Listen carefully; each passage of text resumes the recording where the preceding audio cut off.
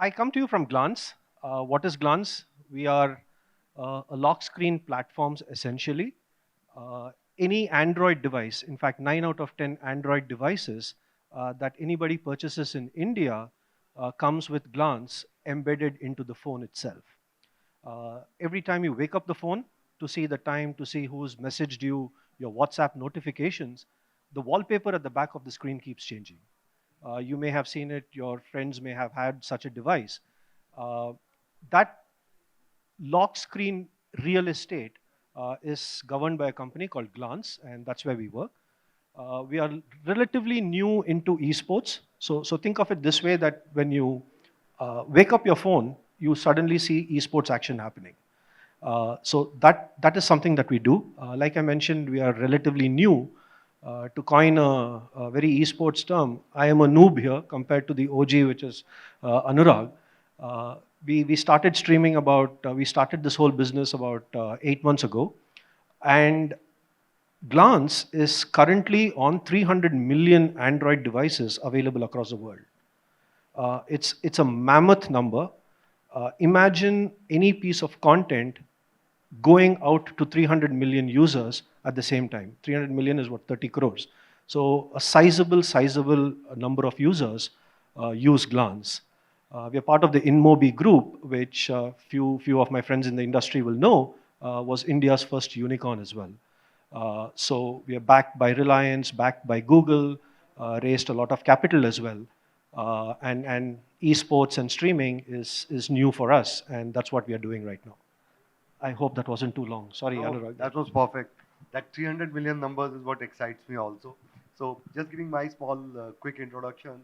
I'm Anurag, part of a company called Newgen Gaming, where we have just recently, 1.5 years back, launched a brand called Penta Esports, where we do tournaments, but our focus mainly is on the grassroots, and we produce content. So, that's us. Over to you, Sumit. I'll just kickstart with one of the, I would say, a topic under esports and brands, and I'm very, very passionate about. I'm sure both of you are as well, which is a debate about endemic versus non-endemic, right? And what sort of brand experiences that you have, and what do you think they have role to play in the overall esports and media economy? So, coming from this gaming industry for last 2.5 decades and in esports for last 4 years, I think what excites me is working with non-endemic brands because endemic brands is easy to sell to because they have some correlation with esports already. But selling to non-endemic brands is what excites me. And yes, it's a major task to tell them what is the concept, even their foreign counterparts are already invested in esports, but the Indian branch has not invested in esports. So that's a challenge. But their commitment, their investments are long term. That's one part. Second part, it's easier for them to make them understand that esports is basically in the awareness funnel. In the conversion or consideration funnel, esports is one of the worst platforms to invest in. So that's the whole my take on this. Badri, what about you? What do you think? Yeah, look, the whole esports ecosystem and endemic brands, it kind of matches with each other, and it's a happy marriage. Like Anurag mentioned, winning a big purchase order from an endemic brand really does not, keep anyone excited. We both need each other. The esports needs the money from the endemic brand. The endemic brand needs that reach that the esports platform or the tournament or anything gives you. Uh, it's heartening to see now. It's taken a long time. It's heartening to see now that more and more non-endemic brands, which you need not necessarily associate with sports and esports, are sort of dipping their feet in the water and seeing what is happening. Um, I think prior to the BGMI ban, I'm sorry, although Krafton is the sponsor, That's uh, the reality, but yeah, so you had Hyundai which sponsored an event, the BGMS one, which for the life of me I could not understand why Hyundai has anything to do with a battle royale game. So more and more such brands are coming, and keep in mind they're not digital first. Digital first will do on mobile, which is again not very satisfying as a seller or satisfying as a business development person. More and more non-endemic brands doing it is exceptionally pleasing. It happens a lot in the West. I've seen tournaments where DHL, a courier company, has sponsored esports. What has a courier company got to do with esports? But they do that, and hopefully, India is also catching up with that whole ecosystem, and we're not too far behind. So just helping Badri on that point, when I was at Riot for League of Legends, two of the brands which really excited me that why are they part of esports? One is State Farm, which is their insurance company. So State Farm is the title sponsor for LCS, which is League of Legends US series, and second was Louis Vuitton. Okay, which doesn't make sense. But when I inquired and checked with the team, they said they are very clear and they understand this concept that number one, the youth is the influencer in their house. They might not be the buyer today, but they are influencers. Especially coming to the cars, because if you look at BMW, they have invested big time in the West in esports. So their whole point is that number one is the influencer part, but second is not the first, second, third, maybe the fourth or the fifth car. That guy might have that money power to buy those models. So that's why they want the brand image to be engraved in the youth of today. Yeah. That's why I said awareness funnel, esports is the best thing. Yeah, absolutely. No, absolutely right. The brand that I can reckon is MasterCard Yes. from LCS again. They are the Yes. sponsors, right?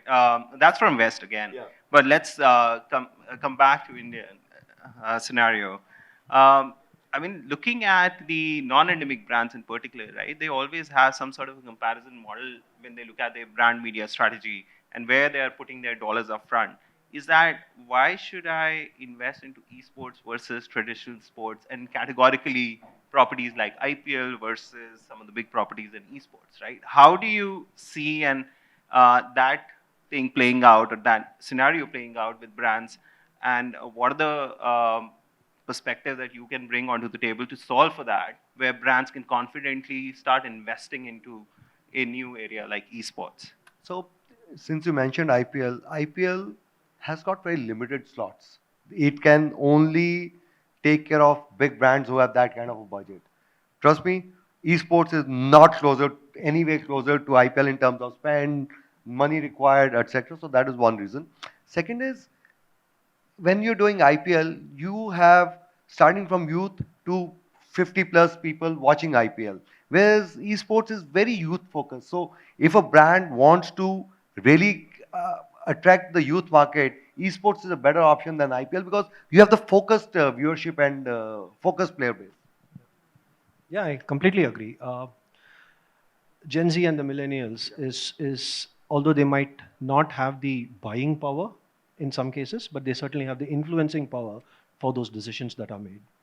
Um, a small story is, my wife, she works in the finance sector, and she called her colleague as well over to our house, and that colleague of hers she brought her husband. Her husband is working in MediaCom, in a very big agency, and their son also came, a 12-year-old boy.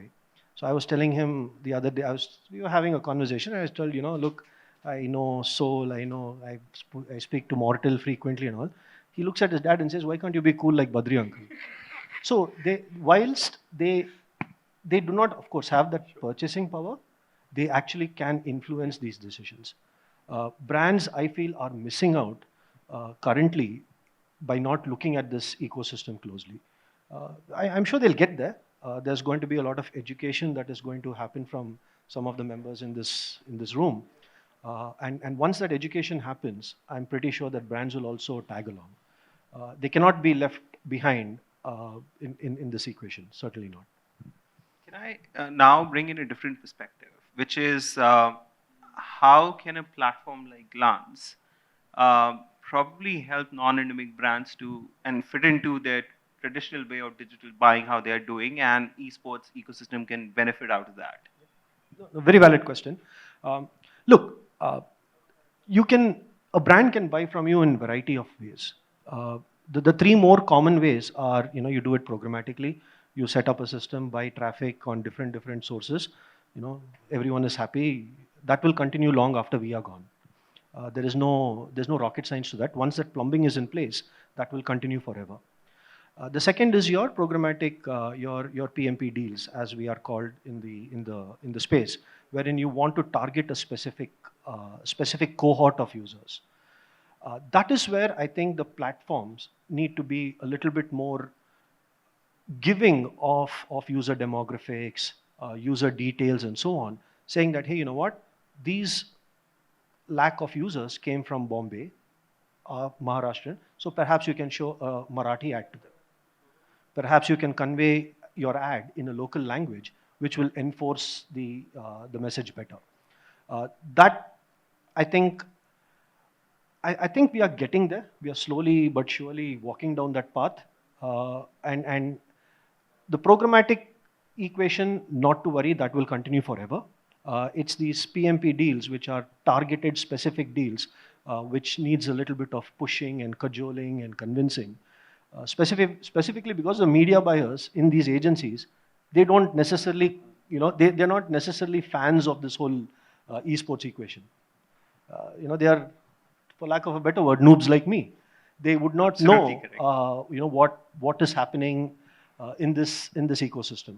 Consequently, that awareness with forums like these, with conferences like these, hopefully goes out to all these decision makers in brands.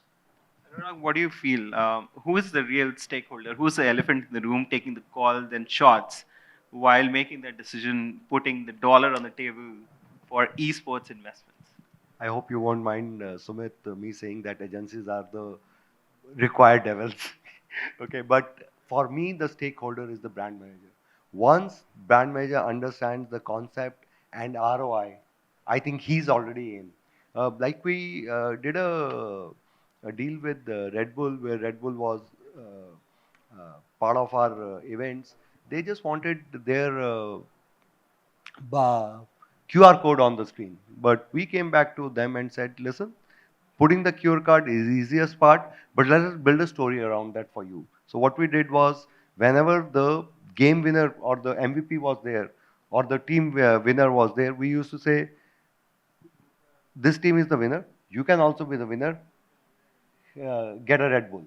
And then we used to show that. So this experiential branding really helped us getting the non-endemic brands involved in this kind of project. So actually it is the brand manager who's the guy who has to take the call. Then of course we have to work with agencies to get it executed.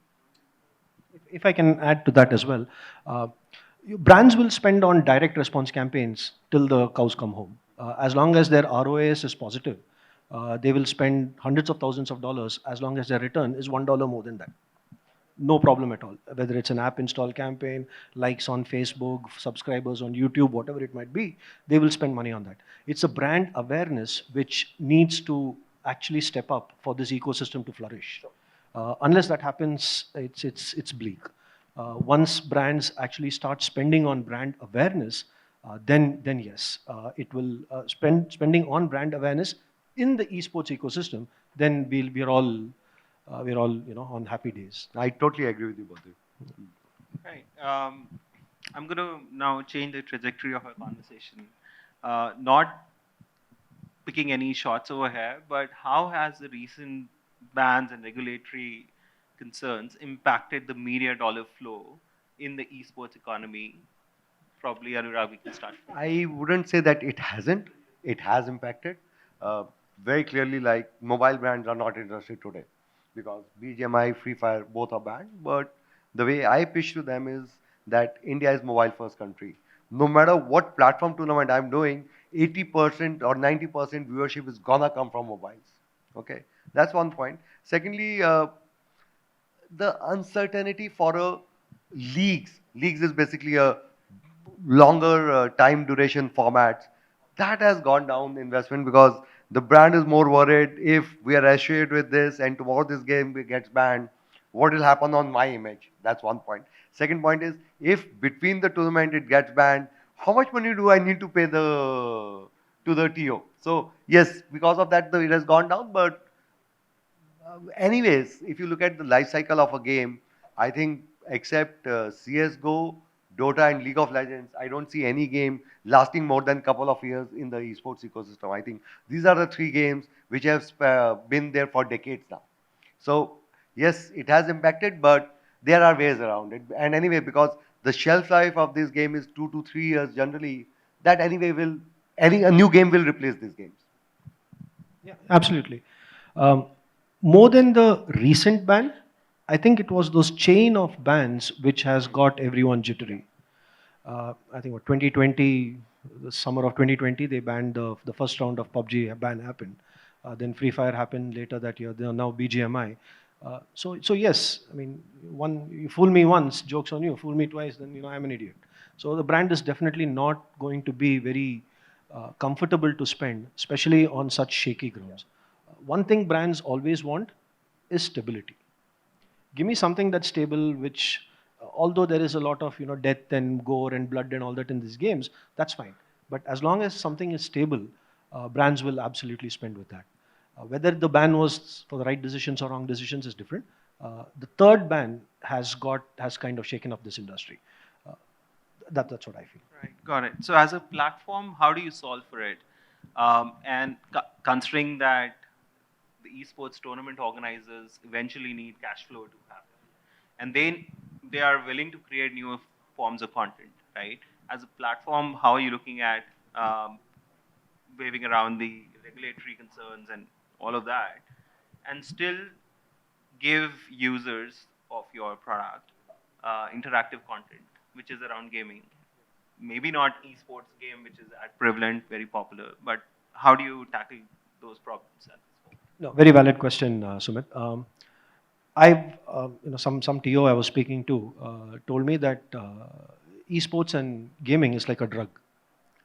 If you ban whiskey, they will move to gin. You ban gin, they'll move to rum. The followers are astute. The people who follow the game, they are absolutely true flag bearers of esports. You saw some of the legends who were there on the previous panel. They still are able to generate their views, their responses. Their fans are still reacting with them, interacting with them in the same fashion. But having said that, there is a dip in across the ecosystem. Keep in mind that the players in this ecosystem, at least the platforms, are all funded platforms. They're all funded from different levels of funding, but they're all, in a sense, platforms that are funded. Uh, it is going to be a tough ride. It's not all roses down the road. It is going to be tough, but I think the fans and the users who are watching this content, they've migrated to certain other games.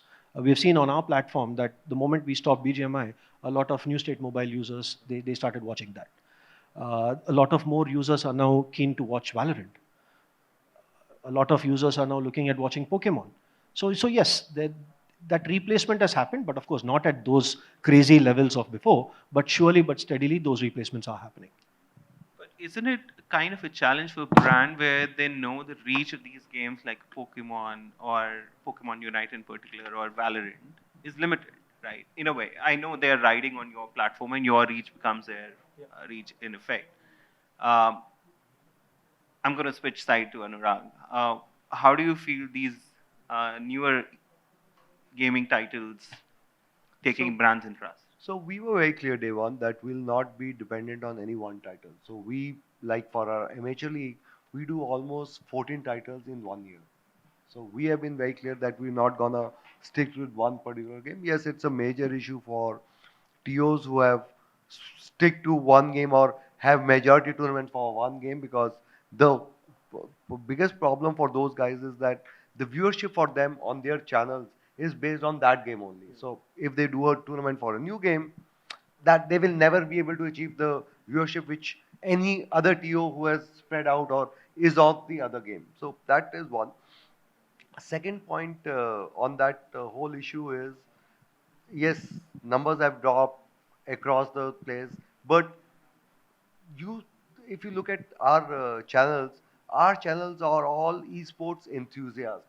Could be for one game, could be for another game, because we have a clear strategy that we're gonna diversify our production, our that, but bring the same quality of production. So people come to watch our tournaments not because they love that game. Yes, they love the sport, so they love that game. And secondly, because of the quality of the production. So that's the whole thing. No, absolutely, I completely agree. Tomorrow, if for some reason, God forbid, cricket is banned, people will start watching hockey. If hockey is banned, people will start watching kabaddi. I don't know. I mean, more people probably watch EPL and soccer nowadays than cricket. So yes, there will be replacements that come in, but the fall after the BGMI ban was much more. BGMI was at an all-time high when the fall happened. I think the Nodwin event, the BGMS, was the second largest watched event across sports. It came only second to cricket. So that fall which happened was larger and magnified. But I think, yeah, I mean, initial early steps are being taken to plug those gaps. Yes. Just adding to that, I really love the way Akshat works. So yes, that fall was huge, but he was also very clear day one that he'll not depend on one title. He had been doing, he was the first guy to do a tournament of Valorant where the team went for internationals. He's the only guy who does Dota broadcast today in the country. Of course, BGMI and at the DreamHack, he's doing New State, Pokemon Go. So you have to diversify your portfolio. Um, I'll ask you something that we've already probably brought up in our discussion, which is ROI for esports. Right? I know you both have agreed to a point where awareness is a critical success metric for any brand putting the dollar on the table. They should measure it on the impact or the lift on the awareness that their marketing spends are bringing in. But then, are there any other ROI metrics that you believe are going to be strongly backing why should a brand be putting esports as categorically in their brand media strategy when they look at annual planning and stuff like that? Yeah. Look, I think at this initial stage, it is going to be numbers. The more number of people who are watching this, the brand's message. See, direct response, again, it's a no-brainer. They will spend on ROAS as long as that equation is positive. They will throw money as long as they're making some money more than what they've spent. The brand awareness thing is going to be achieved only by numbers. So it's sort of, that's what I believe, of course. I agree with you, Badri. The power, the reach of a platform, the reach of their content to a larger audience, and potentially maybe even to a targeted audience, to a specific cohort of users who are who have a higher propensity to consume that brand's product. That is going to be the differentiating factor for me. It's going to be numbers, I think, at least in this early to short term. Not just early, that's always been the case for viewership. That's why when Badri said 300 million, I said, great. That was my reason for that because if on one platform you can address that much huge quantum, I think at least it becomes easier for us as a TO to sell that proposition to the brand. That listen, this is the potential user base you'll be able to reach. Whether we are able to reach 10% or 20%, I am sure because it's a mobile device, that cohort is going to be very different. It's going to be the 45-year guy like me and also with a 20-year-old guy. But it's going to be percentage and especially with the targeted because you have that data. Who's the actual user? That's what I used to tell when Geo wanted to get into esports. I said, you know your customer. You know his age, you know his buying pattern and everything. You are the best guys to do it. So same is for you, Badri, that number and you having the access to the user profiling. I think that's the best thing any brand can ask for. Right. Any sneak peek that you can give for next year? What is coming at Glance? What is coming up at Penta? What can we expect? What can we brands be excited about? Look, if I may take that, I don't want this to be a sales pitch for Glance, although Anurag has done that for me. Look, I'm very hearty. I'm very positive about the whole ecosystem, and I'll tell you why. Uh, 2 weeks ago, the Times of India, I think the Bombay Times, had a 4-page supplement called Times of Gaming, only about gaming, esports, and how people can actually make a career out of it. I know newspapers are not for the Gen Z. They don't believe in newspapers and print.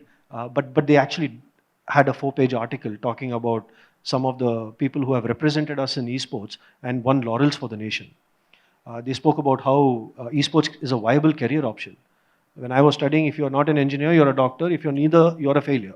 So it has always been that. But now esports is seen as a viable career option, and something like someone like Times of India, enforcing that on print is very heartening to see. And second, 3 points actually. The second point is, I think in the Mumbai Metro, you had God of War Ragnarok actually being advertised. It wasn't Cred, it wasn't Parimatch, it wasn't your fantasy sports, but it was God of War, which was advertised on the cabin. Huh, I mean, that's something, man. It should warm the cockles of your heart when you see something like that. And the third thing is, Glance and Inmobi are part of the Investor Publisher Connect. We were speaking to a two-man developing team from Vijayawada, uh, who are actually developing a MOBA game. Two guys. Where did they get the money? From their father, who's a farmer. He's funded these kids, to actually develop a mobile game. It was exceptionally warm to see something like that happening. So I know that it's in safe hands. The ecosystem is going to flourish. I think right now it's more a matter of who's going to survive. The longer you survive, like any game, the longer you survive, you end up winning. It's for the ecosystem as well. Sorry, yeah, that's it. So what I would like to add, Badri, now imagine that article being available on Glance, being sponsored by brand XYZ. That is what I want in for ecosystem to actually jump that the growth trajectory and actually take a bigger trajectory. I think those are the solutions which you and we have to bring it to the brands and show them this is what is traditionally done and this is how we can improvise and do it for you. Got it. I think we've covered most of it. Great points around ROI.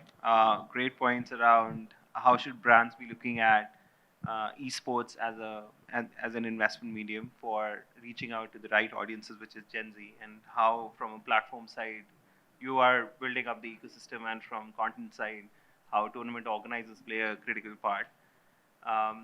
Any word of caution while brands look at the space that you would have? I know the opportunities we've discussed the challenges. When they plan their esports strategy, let's assume that non-endemic brands have started to have esports strategy from next year. Any word of caution that you would want to give to them? No word of caution at all. You've been cautious enough for so long. Now put the money where your mouth is. Start spending. Paise do. I think it's time that with the whole Make in India and all these things that are happening in this ecosystem, which was the reason why all these things got banned.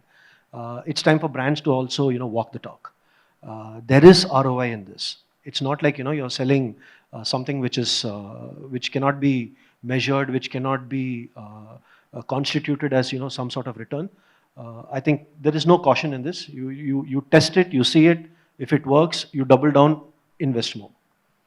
You cannot be playing safe and missing this ride. That's my Completely with you. I mean, fence sitting approach is not going to work. Yeah. My only one piece of advice for any brand is that if somebody comes and promises you conversion on consideration funnel, trust me, he's lying. Great. I think we're going to open up for the audience for the questions for panel.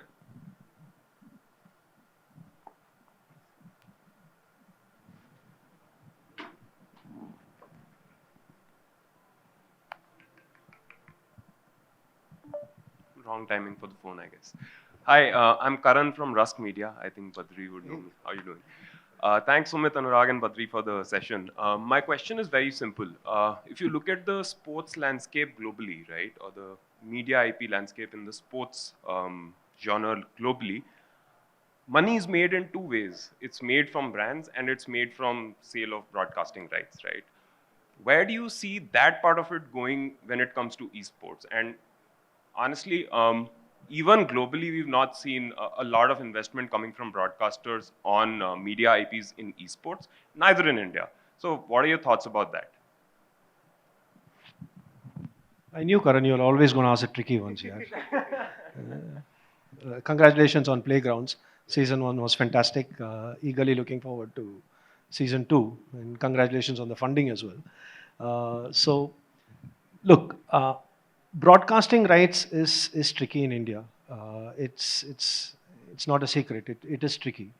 I think somewhere there needs to be somewhere I think it's a tough one really. I want to say brands need to pick up that weight and support that cost, but I don't know how that will happen. Honestly, I do not know the answer. Properties like IPL and all that, they get auctioned off for crores and crores, and the person who makes money is BCCI. I don't know how that will work here. To a certain extent, I believe the publisher of these games needs to pick up a lot of effort. And I know a lot of the publishers I know Riot, I know EA, and some of those are opening up offices in India and in fact have presence in India and are doing stuff similar to what Krafton were doing. That is happening, but yeah, it's a tough one. I think it should be the publisher to a certain extent. So where I would like to add, Karan, by the way, congrats on Playground Season 1 and looking forward to Season 2. So generally what we do that, yes, we sell media rights, but we bundle it with a sponsorship.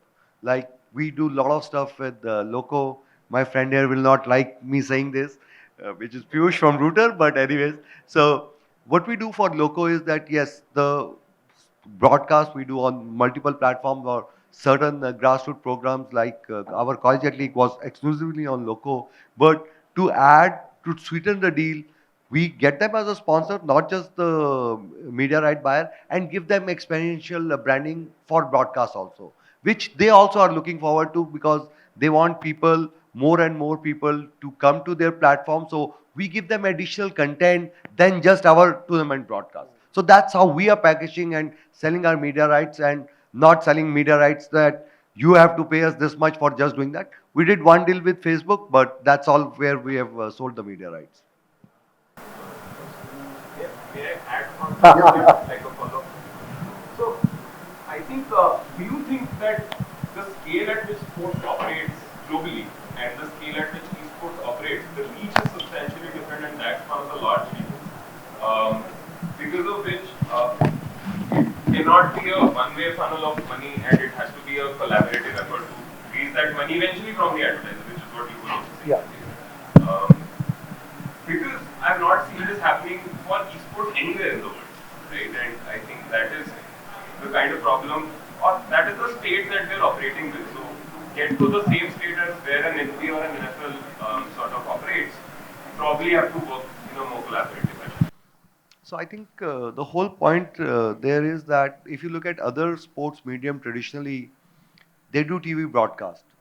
Esports is pure digital broadcast because that's where our audience is sitting on.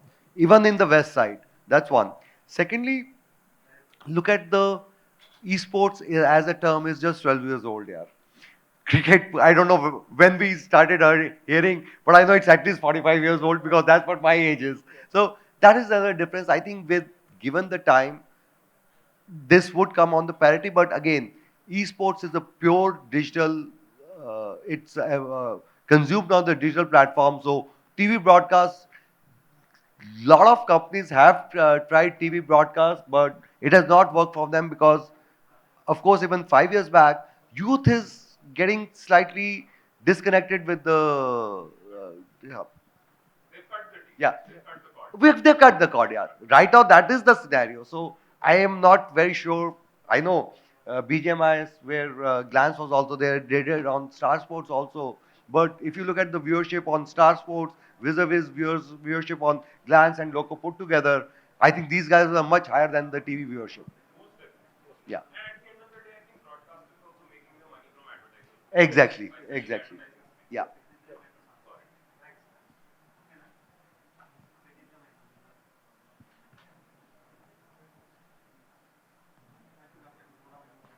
That's it. All right. Thank you so much for your time. Thank you, Badri. Thank you, Anurag. Thank you so much. Thanks so much. Thank you. Pleasure to have you. Thanks, Badri.